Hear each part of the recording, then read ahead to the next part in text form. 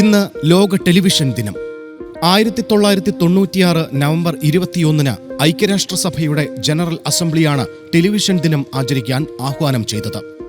ഐക്യരാഷ്ട്രസഭയിൽ ആദ്യമായി television forum നടത്തിയതിന്റെ ഓർമ്മയ്ക്കായാണ് നവംബർ 21 ടെലിവിഷൻ ദിനമായി ആചരിക്കുന്നത്.